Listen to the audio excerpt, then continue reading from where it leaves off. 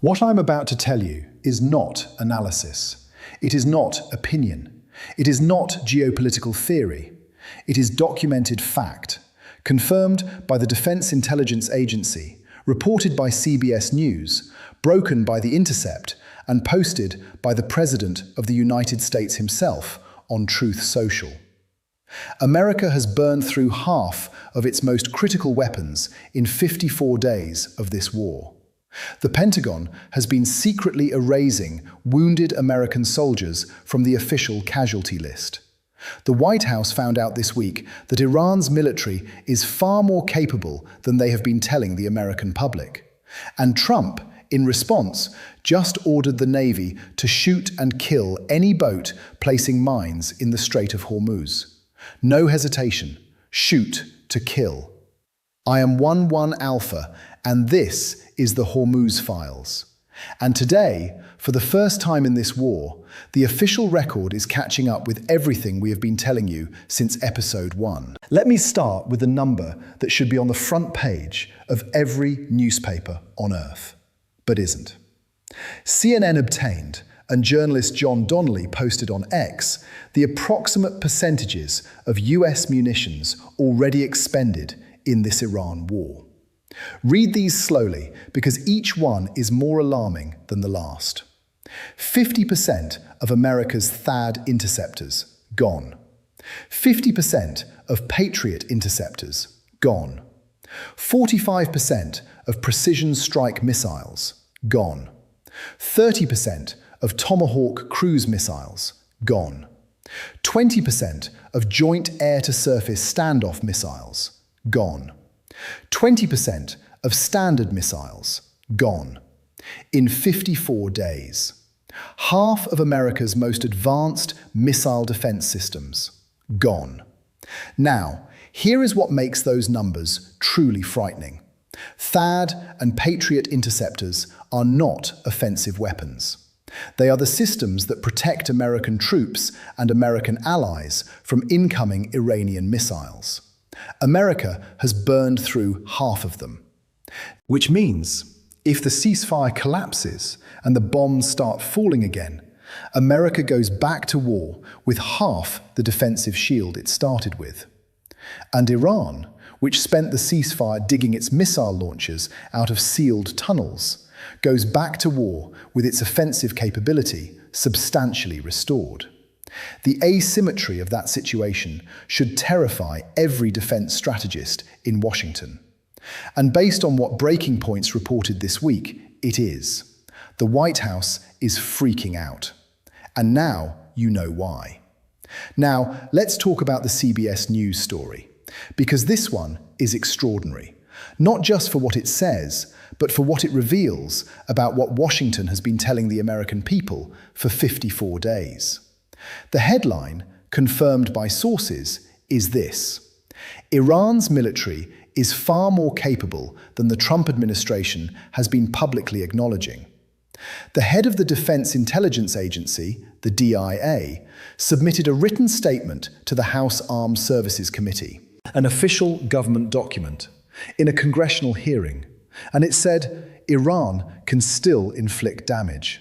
Iran retains thousands of missiles and one-way attack UAVs that can threaten US and partner forces throughout the region, despite degradations to its capabilities from both attrition and expenditure. Those are the words of America's own Defense Intelligence Agency, not Professor Jiang, not Scott Ritter, not George Galloway, the Defense Intelligence Agency, saying Iran still has thousands of missiles, thousands of one-way attack drones. After 54 days of the most intense air campaign since World War II. Now think about what that means in context of everything Trump has been saying. March 9th, Iran is all gone. March 24th, this war has been won. April 8th, total and complete victory, 100%. And all the while, his own Defense Intelligence Agency knew Iran still had thousands of missiles and was preparing to tell Congress exactly that. The gap between what the president said publicly and what the DIA knew privately is not a communications error. It is not a misunderstanding. It is a 54-day pattern of telling the American public one story, while the intelligence community was telling a completely different one behind closed doors. Scott Ritter said on day 3 that Iran's capabilities were intact. Professor Jiang said in 2024 that America had fundamentally misunderstood what it was getting into.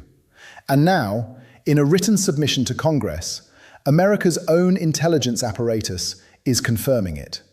I want to be very careful about how I present this next part, because what the Intercept has reported is, if confirmed, one of the most serious allegations made about the conduct of this war. The headline is this: the Pentagon erased wounded US troops from the Iran war casualty list.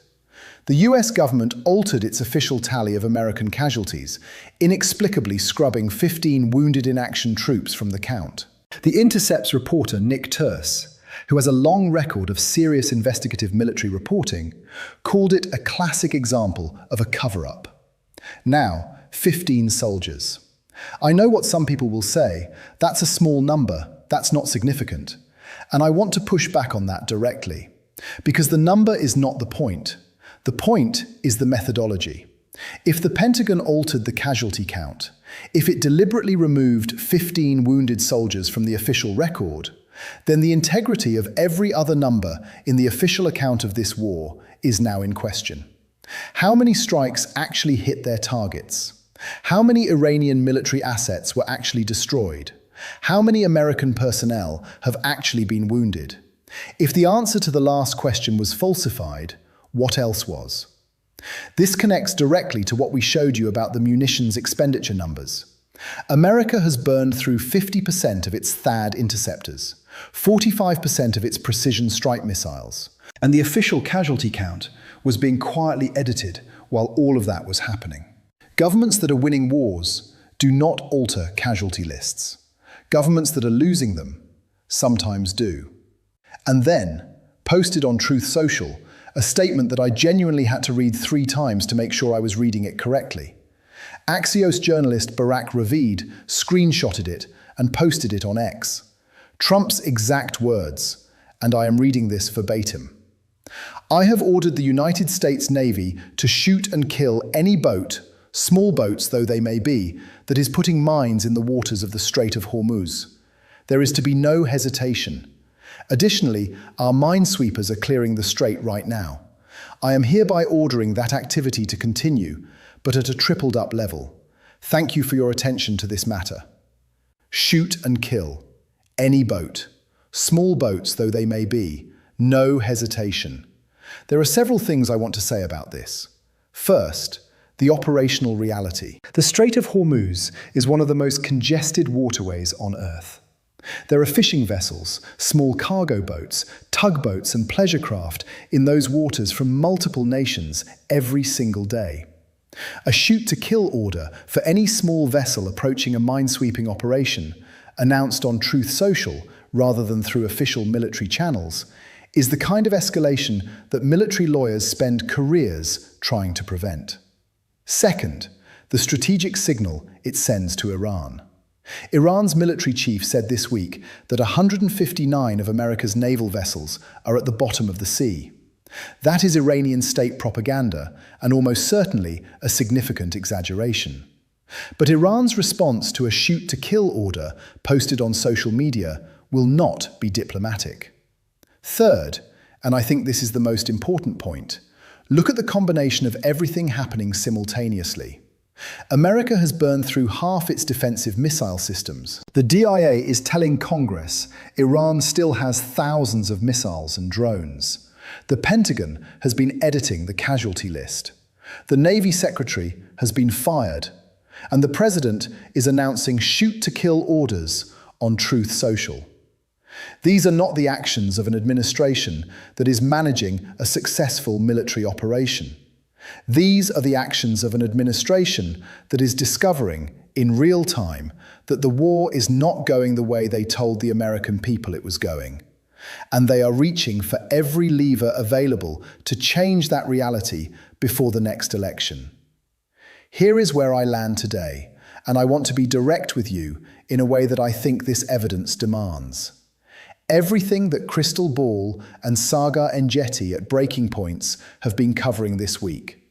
Everything that Professor Mearsheimer said in his interview with Chris Hedges, that the US has failed in the Iran war.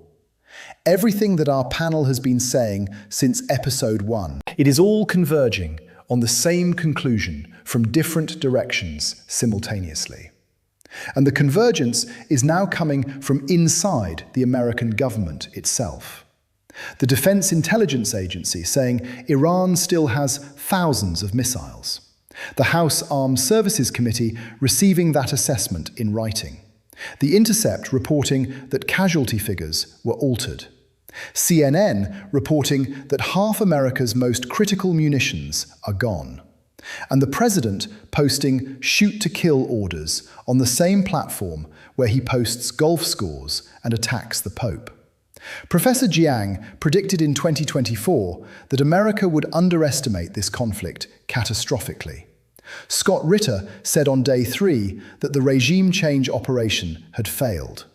Colonel McGregor warned the economic and military consequences would be catastrophic. George Galloway asked from day 1 why Iran would negotiate under threat. Professor Morandi said Iran had far more options than anyone realized. Ray McGovern warned the intelligence was as flawed as Iraq. And Mearsheimer this week told Chris Hedges that the US has failed and cannot end this war without conceding defeat. They were not wrong, not one of them. The official record is now saying, in writing, what they said in public from day 1. I don't know how this ends, but I know something I did not know with certainty when we started this channel 3 weeks ago. The people making the decisions that are sending sailors into minefields and burning through half America's defensive missiles, they don't know how it ends either. And the evidence of that, this week, is overwhelming. Subscribe if you haven't. Share this with someone who still thinks the official version is the full story.